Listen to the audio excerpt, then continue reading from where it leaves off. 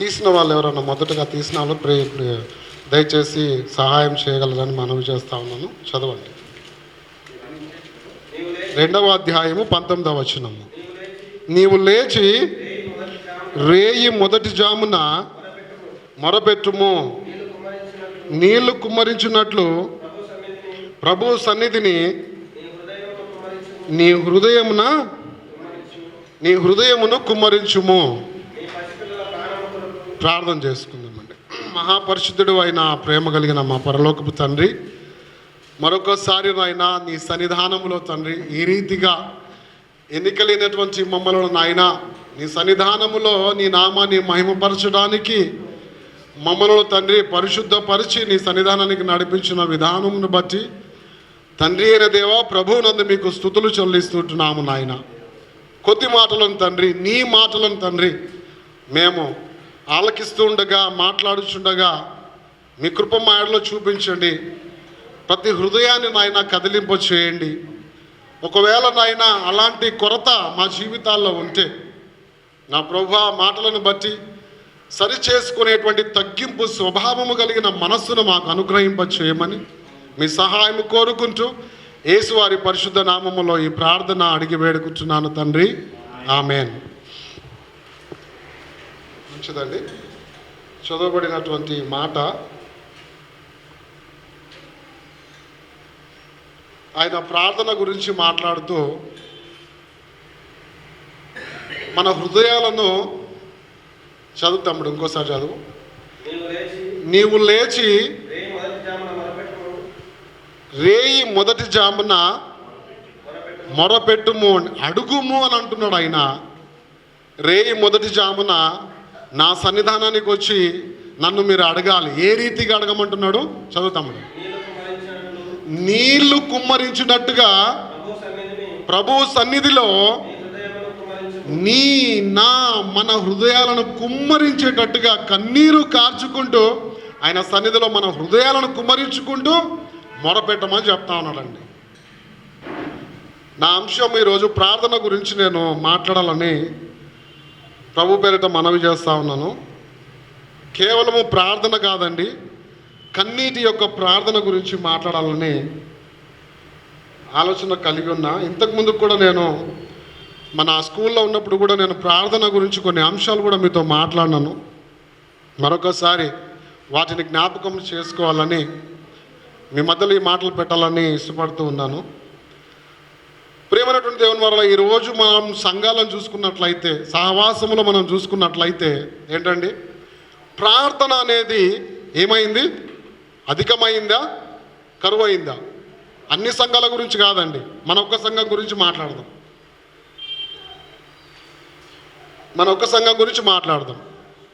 ప్రార్థన అనేది కరువైందా? అధికమైందా? జస్ట్ నేను ప్రార్థన గురించి అంటున్నా, కన్నీటి ప్రార్థన అనట్లేదు. ప్రార్థన గురించి అంటున్నాను. కరువైపోయింది. చెప్పకనే చెప్పొచ్చు కదండి, ప్రార్థన అనేది కరువైపోయింది. ఎందుకు ఆ విలాప వాక్యంలో రాయబడినటువంటి మాట ఎంత మనసుకు ఎంత నొప్పిని కలిగిస్తుంది కదండి. మన హృదయాలనంట ఆయన సన్నిధిలో కుమ్మరించుకోవాలంట, కన్నీళ్లతో విలపించాలంట. అలాంటి అనుభవాల్లో ఆత్మీయ జీవితం అనేది మనకు ఉండాలి. ఎస్, ఒకవేళ నన్నో లేకపోతే సహోదరుని బట్టి మనం అలాంటి ఆత్మీయతలో ఎదగలేము. నన్ను చూస్తే మీకు వేరే ఆలోచనలు వస్తుండొచ్చేమో, ఏమండి? సహోదరుని చూస్తే వేరే ఆలోచన వస్తుండొచ్చేమో, కలతను కలిగించేటువంటి మాట. సహోదరుని చూస్తే వేరే ఆలోచన వస్తుండొచ్చేమో. కానీ దేవుని యొక్క మాటలు పరిశుద్ధ గ్రంథములో మనం చూసుకున్నట్లయితే వెలకట్టలేని విలువైనటువంటి మాటలు మాట్లాడుతున్నారు వాళ్ళు. వాళ్ళ మాటలను మనము జ్ఞాపకము చేసుకున్నట్లయితే నిజంగా ఈరోజు మన జీవితంలో ప్రార్థన అనేది ఎంత కొరతగా ఉన్నదో ఒకసారి మనం ప్రశ్న వేసుకోవాలి. ఈ మాటలను మనం వింటూ ఈరోజు మన జీవితాల్లో ఎందుకు సమస్యను ఎదుర్కొంటున్నాం, మనం కష్టాలను ఎదుర్కొంటున్నాం, మనం వ్యాధులను ఎదుర్కొంటున్నాం మనం? ఎందుకంటే ఏమండి, దేనికి మనం వీటన్నిటిని ఎదుర్కోవాల్సిన కారణం ఏంటి చెప్పండి? మోకాళ్ళ అనుభవం మన జీవితాల్లో లేకపోవడానికి కారణమే ఈ సమస్యలన్నిటిని మనము కలిగి ఉంటున్నామండి. ఎంతని పోరాడతాం వాటితోటి, ఎంతని పోరాడతాం, ఒక్కనిగా ఎంతని పోరాడుతూ ఉంటాం మనం. ఏమండి, కీర్తనల గ్రంథము 6వ అధ్యాయంలో ఒక మాట దావీదు గారు చెప్తా ఉన్నారు. వీరు చేస్తున్నటువంటి ప్రార్థన, వీరు చేస్తున్నటువంటి మొర, వీరు చేస్తున్నటువంటి మూలుగులు సామాన్యమైనవి కాదండి. ఈయన చేస్తూ ఉన్నాడు ప్రార్థన, పశ్చాత్తాపము కలిగినటువంటి ప్రార్థన చేస్తూ ఉన్నాడు అండి. నలిగిపోతున్నాడు ఆయన, కుమిలిపోతున్నాడు, బాధపడుతున్నాడు. శరీర విషయంలో, ఆత్మీయ విషయంలో, ఆధ్యాత్మికమైన జీవిత విషయంలో ఆయన కుమిలిపోతూ బాధపడుతూ తండ్రిని మొరపెడతా ఉన్నాడండి. 6వ వచనంలో మొదటి వచనం చదవండి అమ్మా. యెహోవా కోపము చేత నన్ను గద్దించకయా, నీ ఉగ్రత నన్ను శిక్షించకయా. యెహోవా అమ్మా, నేను కృషించిపోయానయ్యా, అయ్యా నన్ను కరుణించయ్యా. తండ్రి యెహోవా, నా ఎముకలు అదురుచున్నవి, నన్ను బాగు చేయుము. ఎముకలు అదురుచున్నాయి, నన్ను బాగు చేయము. నేను ఆల్రెడీ కృషించిపోయా, కృంగిపోయా, వేదనలో ఉన్నా, నీ కోపాన్ని నా మీదకి తీసుకురాకయ్యా అని చెప్పేసి 6వ వచనం చదవమ్మా, గట్టిగా చదవండి అమ్మా, ఎవరన్నా గట్టిగా చదవండి. నేను మూలుగుచు అలసి ఉన్నాను అమ్మా. ప్రతి రాత్రియు ఏం విడుస్తున్నాడంట? కన్నీళ్లు విడుస్తూ మూలుగుతున్నాడంట అండి. కన్నీళ్లు విడుచుచు మూలుగుతున్నాడు. దేని గురించి? నేను క్షీణించిపోయానయ్యా, నా ఆరోగ్యం బలహీనమైపోయింది, నా ఎముకలు నలిగిపోతున్నవి, నా శత్రువులు, ఇంకా మనం ఆ 10 వచనాలు చదువుకుంటే శత్రువులు నన్ను వెంబడిస్తున్నాయి, నా పరిస్థితి ఏమీ బాగులేదయ్యా, నన్ను కాపాడయ్యా అని చెప్పేసి మామూలు ప్రార్థన కాదండి, పశ్చాత్తాపముతో కూడినటువంటి కన్నీటి ప్రార్థన చేస్తూ ఉన్నాడు దావీదు గారు. అక్కడ రాయబడింది, ప్రధాన గాయకునికి వ్రాయబడినటువంటి పాట, కీర్తన. కన్నీటితో ఆయన పశ్చాత్తాపడుతున్నాడు. ఏమమ్మా, ఏమి ఆ కన్నీళ్ళ బొట్టుతో ఆ యొక్క పరుపు తేలాడుతున్నదంట. అండి, ఇది చెబుతూ ఉంటే మనకు సామాన్యంగా అనిపిస్తూ ఉంది కదా. ఈ మాటను మనం వేరే చోట వేరే దగ్గర విన్నాం కదా ఈ మాట. లేకపోతే మనం కూడా బైబిల్ చదువుకున్నప్పుడు ఆ దావీదు గారు చేసిన ప్రార్థన మనము చదువుతున్నప్పుడు ఏమనిపిస్తుంది మనకు? మామూలే అనిపిస్తుంది. దాని లోతులోకి పోయినప్పుడు, ఆ యొక్క ప్రార్థన వివరణ మనం గ్రహించినప్పుడు, ఎందుకు గ్రహిస్తామంటే మనలో అలాంటి తటస్థన రావాలి, ఏది అలాంటి వ్యాధి రావాలి, అలాంటి క్షీణత రావాలి, అలాంటి వేదన వచ్చినప్పుడు ఆ ప్రార్థన యొక్క విలువ ఈరోజు సంఘానికైనా, నాకైనా, నీకైనా అర్థమవుతుందండి. పరుపు తేలాడడం ఏంటి అంటే అంత కన్నీరు గారుస్తున్నాడు ఆయన. మనం అర్థం చేసుకుందాం, అంత కన్నీరు గార్చేటువంటి తప్పేం చేసిండో దావీదు గారు. పశ్చాత్తాపం కనబడుతుంది అక్కడ. ఆయన పశ్చాత్తాపముతో కూడినటువంటి విజ్ఞాపన, కన్నీరు గార్చుకుంటూ విజ్ఞాపన చేస్తున్నటువంటి దావీదు గారు కనిపిస్తూ ఉన్నారండి. ప్రియమైన దేవుని సంగమా, కన్నీటి యొక్క ప్రార్థన మన జీవితాల్లో, ఆత్మీయ జీవితాల్లో అనుభవాలు ఉన్నాయా? ఏమండి, ఈరోజు నీ జీవితంలో ఒక సమస్యలను ఎదుర్కొంటున్నావంటే కన్నీటి ప్రార్థన కరువైపోయింది మన జీవితాల్లో. ఎస్, వాక్యం వినడం వినడం వినడం వినడం మొద్దుబారిపోయింది మైండ్. అవునండి, టీవీలలో, ఫోన్లలో, సంఘాలలో, కూడికలలో ఏమింటున్నాం మనము? వినడం వినడం వినడం వినడం జరుగుతున్నది. కానీ ప్రార్థన జీవితంలో ఆయనతో అనుసంధానమై కలిగి ఉంటున్నామా? దావీదు గారు నేర్పిస్తున్నటువంటి కన్నీరు ప్రార్థన ఖచ్చితంగా ఈరోజు మన జీవితాల్లో కలిగి ఉండాలి. ఎందుకు కలిగి ఉండాలని నేను కాదండి చెప్పేది, నీ సమస్యలను బట్టి, నీ ఆత్మీయ జీవిత బలహీనతను బట్టి నీవు ఖచ్చితంగా కన్నీరు కార్చేటువంటి మోకాళ్ళ అనుభవంలో నీ బ్రతుకు ఉండాలి. అదే మనకు పాఠం నేర్పిస్తూ ఉందండి. ఒక విజయ్ కాదు, ఒక ఐజక్ కాదు, నా తోటి సహోదరులకు కాదు ఈ మాట మాట్లాడుతున్నది. పరిశుద్ధ గ్రంథంలో కన్నీరు కార్చినటువంటి మహానుభావులు కనబడతా ఉన్నారు. అందులో ఒకరు దావీదు గారు. ఏమండి, ఎన్ని శ్రమల్లో, ఎన్ని బాధల్లో, ఎన్ని వేదల్లో, ఆ అనుభవాల్లో ఆయన కన్నీరు కార్చుంటాడండి. ఈరోజు నా జీవితంలో ఆ కన్నీరు లేకపోవడం కారణంగా నువ్వు ఆ సమస్యను ఎదుర్కొంటున్నావు, ఆ వ్యాధిని ఎదుర్కొంటున్నావు, ఆ వేదనను ఎదుర్కొంటున్నావు, ఆ అవమానాలను ఎదుర్కొంటున్నావు. ఎస్ ఈరోజు ఆయన నేర్పిస్తున్నాడు మనకు పశ్చాత్తాపముతో కూడినటువంటి కన్నీరు కార్చే అనుభవంలో నా సంఘం ఉండాలి అని చెప్పేసి. ఇందాక తమ్ముడు వాక్యం చదివాడు, లూకాసు వార్త 2వ అధ్యాయంలో. ఏం చదువుతున్నాడు? క్రిస్మస్ సంబంధించినటువంటి ఆ యొక్క వచనాలు ఉన్నాయి. ప్రభు పుట్టుక గురించి అక్కడ మాట్లాడుతాడు. ఈరోజు ప్రపంచవ్యాప్తంగా క్రిస్మస్ గురించి వేడుకలు చేసుకుంటా ఉన్నాం. అది ఆత్మీయ సంబంధానికి సంతోషకరమైనటువంటి వేడుకనా? ఏమండి, ఒక్కసారి వాక్య అనుభవంలో మన బ్రతుకులను ఒక్కసారి విశ్వాస జీవితంలో మనం పరీక్షించుకున్నట్లయితే ప్రపంచం జరుపుకుంటున్న వేడుక అది వాక్యానుసారమేనా? శరీర సంబంధమైనటువంటి సంతోషాన్ని అనుభవించడానికే నెల నిండి మొత్తం చేసుకుంటా వెళ్ళిపోతూ ఉంటారండి. కానీ మన జీవితంలో నిజంగా వాక్యము తర్వాత దేవునితో అనుసంధానమైనటువంటి మాట ఇంకేదైనా ఉందా అంటే అది ఒకటి. ఏంటండి అది? ప్రార్థన. మూలుగు. దేవునితో అనుసంధానము కావాలంటే మూలుగు ఆయనతోటి, మొరపెట్టు ఆయనతోటి, అడుక్కో ఆయనతోటి. అలాంటి అడుక్కునేటువంటి అనుభవము కరువైపోయిందేమో మన బ్రతుకులలో. ఏమండి, అన్నాను చూసుకుందామా ఒకసారి అన్నా గురించి మాట్లాడుకున్నట్లయితే. ఏమండి, ఆమె కూడా ఆ కన్నీటి ప్రార్థనలో ఒక వేదన కనబడతా ఉన్నది. ఒక వేదన కనబడతా ఉన్నది. అన్నాకు కుమారుడు లేరన్నటువంటి వేదన కాదు అది. మీరు దాన్ని ధ్యానించండి, సరిగ్గా అర్థం చేసుకోండి ఆ మాటలను. 16వ వచనం చూడండి, మొదటి అధ్యాయం 16వ వచనంలో. 16వ వచనమమ్మ, మొదటి అధ్యాయము 16వ వచనంలో. ఆమె మత్తురాలై ఆత్మలో 15వ వచనం 2వ మాట చదవండి అమ్మా, గట్టిగా చదవండి నాన్న. ఎవరన్నా ఉంటే ప్లీజ్ నాకు హెల్ప్ చేయండి. మొదటి అధ్యాయం, మొదటి సమయంలో మొదటి అధ్యాయము 15వ వచనంలో 2వ మాట.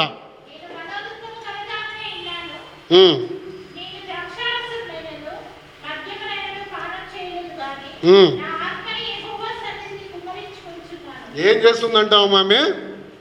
నేను ఆ ఏలితో అంటున్న మాట, ఆ ఏలి చూసి ఆమెను మత్తురాలైనను ద్రాక్షరసమును తొలగించి వేసే అన్నప్పుడు ఆమె అంటున్న మాట ఏమంటుందంటే, అయ్యా నేనేమీ తీసుకోలేదు, నేను నా ఆత్మను ఎక్కడ కుమ్మరిస్తుందంట?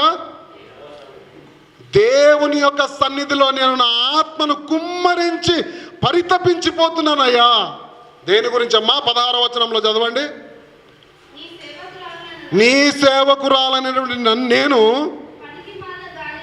ఏమనుకుంటున్నావయ్యా? నన్ను పనికి మాలిన దాని అనుకుంటున్నావా నువ్వు? ఎవరితో అంటున్న మాట? దేవుని యాజకునితో అంటున్న మాట. నేను పనికి మాలిన దానిని అనుకుంటున్నావయ్యా? కాదు, చదవమ్మా. ఏమంట? అత్యంత కోప కారణమును బట్టి బహుగా నేను నిట్టూర్పుచున్నాను.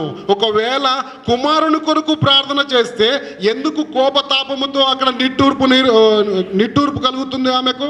అర్థమవుతుందన్నమాట.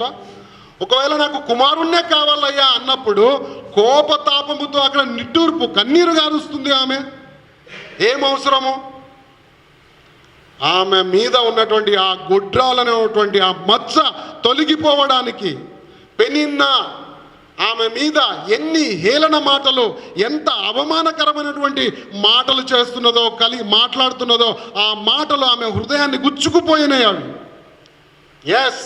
ఎప్పటికైనా ప్రతి ఏట వెళ్తుంది, కానీ ఆ కాలం వచ్చినప్పుడు ఆమె దేవుని సన్నిధిలో ఒకటే ఒక మాట మాట్లాడు, నాయన నా మీద ఉన్నటువంటి ఆ యొక్క భారము, ఆ మచ్చ, ఏ మచ్చ? గొడ్డలనేటువంటి మచ్చ తొలగిపోవడానికే నేను కన్నీరు గారుస్తున్నానయ్యా. నా ఆత్మను నీ సన్నిధిలో కుమ్మరించుకొని ప్రార్థన చేస్తున్న ఈ అవమానము నా మీ నుంచి తొలగించి వేసేయి అని ఏం మొక్కుబడి చేసింది?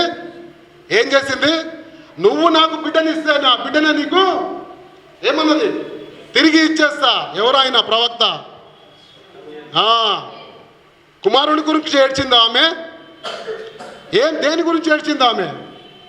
ఆమె మీద అవమానము తొలగించడానికి, ఆమె మీద ఉన్నటువంటి ఆ గొడ్డలనేటువంటి మచ్చ తొలగిపోవడానికి పెనిన్నా పెడుతున్న ఆ యొక్క మాటలను బట్టి ఆమె హృదయం కృషించిపోయింది. ప్రతిరోజు కన్నీరు గార్చున్నటువంటి హన్న ఆ రోజు దేవుని సన్నిధిలో కన్నీరు గార్చుకుంటూ నిజమైనటువంటి కన్నీరు, నిజమైనటువంటి పశ్చాత్తాపముతో ఆమె కన్నీరు గార్చుకున్న, తండ్రి నా మీద ఉన్న అవమానము తొలగించేసేయ్యా, ఇదిగో నేను మొక్కుబడి చేస్తున్నా, నువ్వు నాకు ఒక కుమారుని అనుగ్రహిస్తే ఆ కుమారుని నీకు ఇచ్చేస్తానయ్యా. ఎంత మంచి ప్రార్థన! ప్రియమైనటువంటి దేవుని సంగమా, ఈరోజు మన జీవితాలలో, మన కుటుంబాల మీద, మన మీద అటువంటి అవమానాలు ఉన్నాయేమో, అటువంటి వేదన మన జీవితాల్లో ఉండి కృంగదీస్తున్నదేమో. అన్నా చేసినట్టుగా దేవుని సన్నిధిలో కుమిలిపో. అన్నా చేసినట్టుగా దేవుని సన్నిధిలో నీ హృదయాన్ని కుమ్మరించు. ఏంది అన్న క్రిస్మస్ సందర్భంలో ఇలాంటి మాటలు మాట్లాడుతున్నాడు అని చెప్పేసి ఆలోచన రావచ్చేమో. ప్రియమైనటువంటి దేవుని వారలారా, మన జీవితంలో కొరత ఉన్నది కాబట్టే దేవుని మాటల చేత సరి చేసుకొనడానికే ఈ మాటలు మనకి. దయచేసి ఒక్కసారి ఆలోచన చేద్దాం. మనం ఎందుకు మనం సేవకుల దగ్గరికి పోయి ప్రార్థన చెయ్యి అనే మాట మన జీవితంలో ఉంది అంటే, మాటని కాదు కానీ ఎందుకు అలాంటి ఆలోచన కలుగుతుంది? అర్థమైందా నేను మాట చెప్పింది? ఎందుకు సేవకుని దగ్గరికి పోయి, తప్పేం లేదండి, వెళ్ళాలి, సేవకుని దగ్గరికి వెళ్ళాలి, ప్రార్థించుకోవడం మంచిది. అది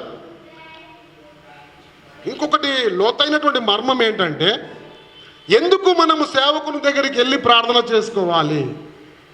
సేవకుడు కూడా తండ్రికే కదా ప్రార్థన చేస్తున్నది. మీరు అందరం కదా తండ్రికే కదా ప్రార్థన చేస్తున్నది యేసునామములో. అంటే సేవకుని ప్రార్థనే తండ్రి వింటాడా? మన ప్రార్థన వినడా? 100లో 90%, 100 మందిలో 90 మంది, 99 మంది ఇదే మార్గంలో నడుస్తున్నారండి.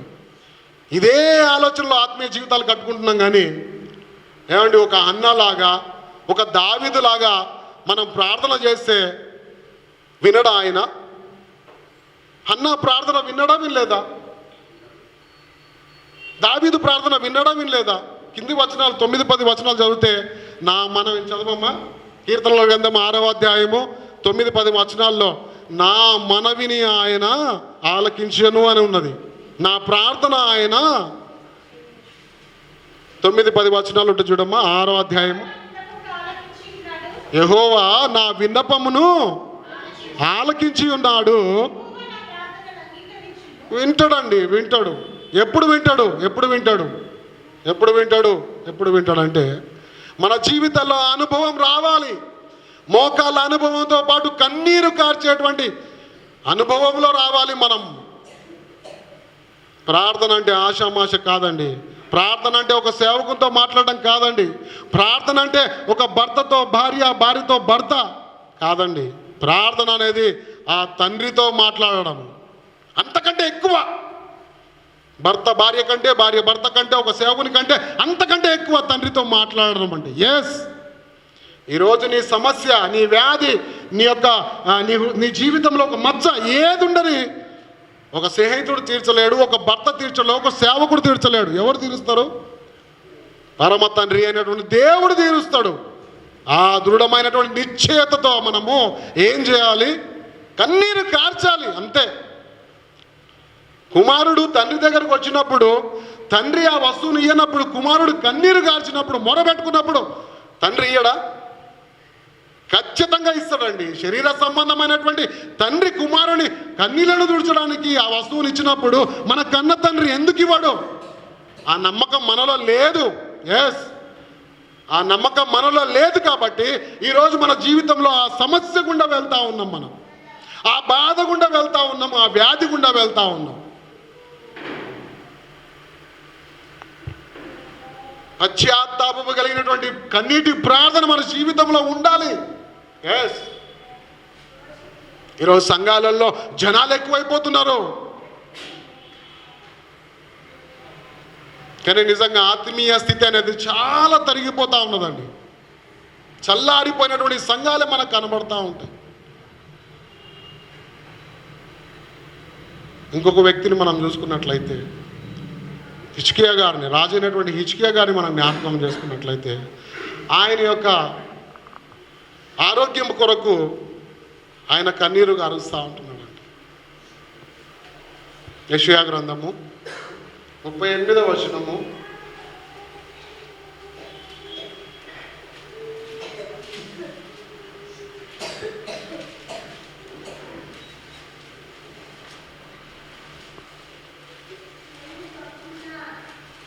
యెషయా గ్రంథము 38వ వచనము మొదటి 6 వచనాలు చూసుకున్నట్లయితే, దేవుని ప్రియమైన సంగమా ఆ ఒక మాట చదవండి.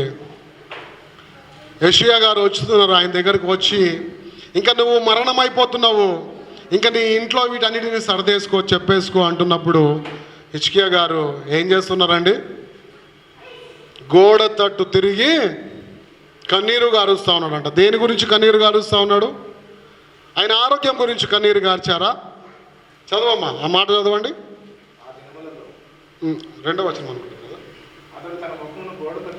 అతడు తన ముఖమును గోడ తట్టు తిప్పుకొని, యెహోవా, అమ్మ వినండి అమ్మా, ఈ ఒక్క మాట వినండి అమ్మా, అయిపోయింది.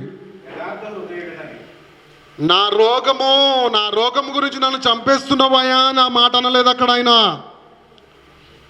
నేను రోగస్తుని, నన్ను బాగు చేయని అనలేదు ఆ మాట. ఏమంటున్నాడు ఆయన?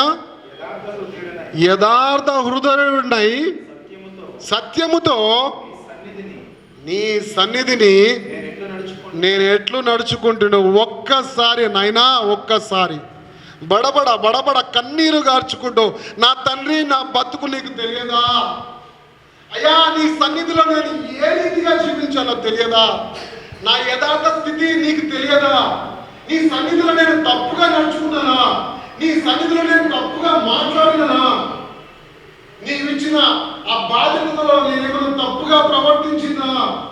ఒక్కసారి నా యథార్థ బ్రతుకును ఒక్కసారి జ్ఞాపకం చేసుకుని ఆయన అని యథార్థవంతుడు కన్నీరు కాలుస్తా ఉన్నాడు గోడ వైపు తిరిగి.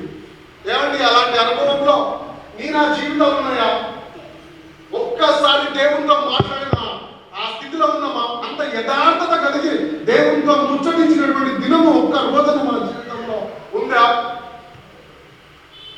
ఆయన యథార్థతల గురించి దేవునితో మాట్లాడుతుంది. ఒక్కసారి నా యథార్థంగా నేను బ్రతికిన, నీ సన్నిధిలో బ్రతికిన దినాలను జ్ఞాపకం చేసుకుని ఆయన ఎందుకు నన్ను మరణానికి అప్పగిస్తున్నావు? నన్ను నువ్వు నా బ్రతుకునే ఒకసారి పరీక్ష చేసుకో.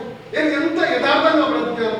ఏమన్నా మాట్లాడగలుగుతున్నామా అండి? ఆ యొక్క మాట మన జీవితాలలో నా తండ్రి, నా యథార్థతను బట్టి నేను అనుభవిస్తున్న ఈ ప్రాబ్లం నుంచి నన్ను బయటికి తీసుకురా. ఎందుకు నేను ఈ ప్రాబ్లం తీసుకొచ్చా? నేను నీ సన్నిధిలో యథార్థంగా జీవించలేదా? నీ పరిచయంలో యథార్థంగా లేదా? నా సంఘము ద్వారా నేను అన్యాయంగా ప్రవర్తించిందా? నా కుటుంబం ద్వారా నేను అన్యాయంగా ప్రవర్తించిందా? ఎందుకు నన్ను ఈ స్థితికి తీసుకొచ్చావు? ఎందుకు మనం పడగలను ఉంచావని చెప్పేసి గట్టిగా మనం మాట్లాడిన ప్రార్థన ఏనాడు ఉన్నదా మన జీవితంలో? సంగమా, ఎందుకంటే మన జీవితంలో ప్రార్థన అనేది కోల్పోయాం. మనం చల్లారిపోయిన బ్రతుకుల్లో బ్రతుకుతున్నాం. మనం ఇంకా మన జీవితాల్లో గత వారం సహోదరుడు చెప్పినట్టుగా ఇంకా మన జీవితంలో మత్సరము, జారత్వము, వ్యభిచారపు ఆలోచనలు, తలంపులు పెట్టుకొని ఇక్కడికి వచ్చి పాటలు పాడుతున్నాం. దయచేసి నన్ను క్షమించండి. నా సంఘం అభివృద్ధి చెందాలి, నా సంఘము కన్నీరు కార్చాలి. నా ప్రభు యెరూషలేము పట్టణంకి వెళ్ళి ఆ యెరూషలేము పట్టణం చూసినప్పుడు సమాధానకరమైనటువంటి పరిస్థితులు వీరు గ్రహించలేకపోతున్నారని నా ప్రభు, మన ప్రభు ఏడ్చాడు కన్నీరు కార్చి. ఈ రోజు సంఘముగా ఎందుకు కన్నీరు కార్చలేకపోతున్నాము? నా వ్యక్తిగత జీవితాల కొరకు, సంఘం కొరకు, పరిచర్య కొరకు, నశించిపోతున్న ఆత్మల కొరకు ఏ నాడన కన్నీరు కాల్చినటువంటి స్థితిలో మన ఆత్మీయ బ్రతుకులు ఉంటున్నాయా? నన్ను క్షమించండి, నన్ను క్షమించండి. బ్రతుకుతే యథార్థంగా బ్రతుకుతాం. ఒక హిజ్కియాలాగా ప్రార్థన చేద్దాం. అయ్యా, నేను యథార్థంగా నీ సన్నిధిలో నేను నిలబడుకున్నా, ఎందుకు నన్ను ఈ స్థితిలో ఉంచావని ధైర్యంగా మనం అడిగే స్థితిలో ఉన్నామా? ఒక హిజ్కియా వలె. ఏంటండి మన బ్రతుకులు? ఎప్పుడు కాలం గతించిపోతుందో తెలియదు మనకు. ఇంకా చల్లారిపోయినటువంటి బ్రతుకులే. క్షమించండి. ప్రార్థించమంటే ప్రార్థించలేకపోతా ఉన్నాం, ఆరాధించమంటే ఆరాధించలేకపోతా ఉన్నాం. ఎగ్జాంపుల్, తమ్ముడు ఎవరైనా సేవకులను పిలిపించి వాక్యం చెప్తున్నప్పుడు ఆ సహోదరుడు లేచి ఎవరైనా ప్రార్థన చేయమని అనుకో, ఎవరైనా ఆరాధించమని అనుకో, చేయగలుగుతున్నామా మనము? చెప్పండి, చేయగలుగుతామా? ఎక్కడికి పోతున్నాయి ఈ మాటలన్నీ? ఏమైపోతుంది మన సంఘము? ఒకరికి మాదిరికరంగా ఉండే సంఘముగా నిలబడుకోవాలి మనం. అందుకే ప్రియమైన సంఘమా, మన సంఘములో ప్రార్థన కూడికలు జరగాలి, గృహ కూడికలు జరగాలి. మోకాళ్ళ అనుభవంలో, ప్రార్థన జీవితంలో కన్నీరు కలుస్తున్నటువంటి అన్యులు, అమాయక ప్రజలు, నామకార్థ క్రైస్తవులు ఎంతో మంది ఉన్నారు. వారి కొరకు కన్నీరు కాల్చాల్సిన బాధ్యత కూర్చున్న మన అందరికీ ఇక్కడ అనుగ్రహించిండు.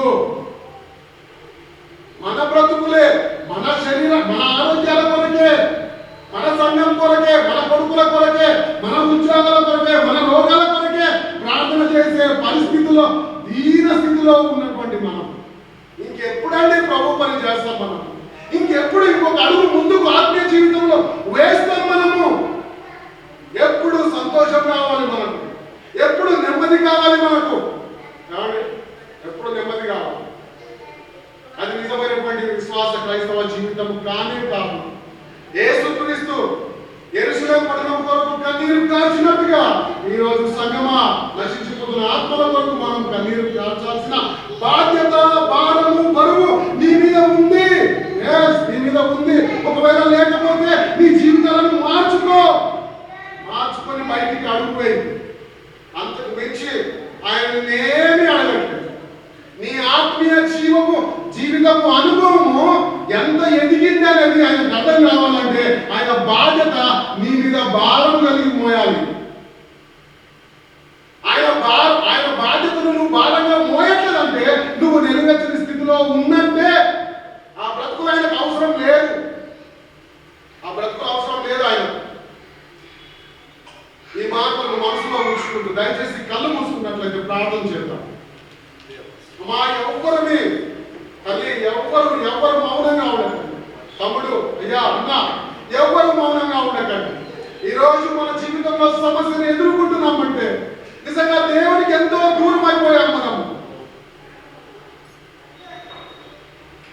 ఈరోజు సమస్యగానే ఉంటున్నది, కానీ దేవుని కార్యాలు మన జీవితంలో నెరవేర్చలేకపోతా ఉన్నాడు. మా చిరస్థాన గోడలు బద్దలైపోవడానికి కారణము సంఘం యొక్క ప్రార్థన, కన్నీటి ప్రార్థన. ఈరోజు మన జీవితంలో కరువైపోయింది. ఆ కన్నీరు చెప్పండి ప్రార్థన ఆయన ఆశతో వినాలని ఇష్టపడతా ఉన్నాడండి. సంగమా, ఏంటి మన జీవితాలు? కన్నీరు కాల్చేటువంటి అనుభవంలో మన జీవితాలు ఉంటున్నాయా? ఈరోజు క్రిస్మస్ అనుకుంటూ సెలబ్రేషన్ చేసుకుంటూ ఆయన ఇంకా కన్నీరు కాల్చే స్థితిలో నీ నా బ్రతుకుంటున్నాయా? నీ కన్నీరు ఆ దేవునికి ఆనందమైనది. నీవు కాల్చే కన్నీరు ఆ దేవునికి సంతోషమైనది. ఆయన యొక్క బాధను, ఆయన యొక్క కష్టాన్ని నా కుమారుడు ఈ లోకంలో అనుభవిస్తున్నాడనేటువంటి ఆలోచన కలిగి ఉన్నాడు. పరిశుద్ధుడా, ప్రేమ కలిగిన మా పరలోకపు తండ్రి, లార్డ్ మమ్మల్ని క్షమించండి నాయన, మమ్మల్ని మన్నించండి తండ్రి. నా జీవితంలో మేము కరువైపోయాము తండ్రి. ప్రార్థన జీవితం కరువైపోయింది నాయన. తిరిగి మరలా అయ్యా ఆ విత్తనం మా హృదయాలలో, మా జీవితాలలో నాటండి నాయన. ప్రార్థన పరులుగా నాయన మమ్మల్ని మలచండి నాయన. నువ్వెచ్చని స్థితిలో పడిపోయాము నాయన. ఈరోజు నా కుటుంబంలో, నాలో వ్యక్తిగతంగా, మానసికంగా, ఆత్మీయంగా నాయన ఈ సమస్యలు, ఈ రోగాన్ని కలిగి ఉన్నానంటే నా తండ్రి నీకు నేను దూరం అయిపోయానయ్యా, నీకు నేను సమీపంగా లేకుండా అయిపోయానయ్యా. అయ్యా పశ్చాత్తాపంతో కూడినటువంటి కన్నీటి ప్రార్థన నాకు నేర్పించున్నాను. నా తండ్రి నా మీద ఉన్న బాధలు, నా మీద ఉన్న మచ్చలు, నా మీద ఉన్న అవమానాలు ఇవన్నీ తొలగిపోయేటువంటి అయ్యా ఆత్మ సంబంధమైనటువంటి అయ్యా నేను జీవితాన్ని ఆయన అన్నాలండి జీవితాన్ని మాకు అనుగ్రహించండి నాయన. హిజ్కియాలాంటి యథార్థమైన బ్రతుకులను మాకు ఇవ్వండి నాయన. Yes father, yes father. నా సంఘము తండ్రి నాయన మరి నాయన తండ్రి ఆ రీతిలో ఆ స్థితిలో ఎదగాలి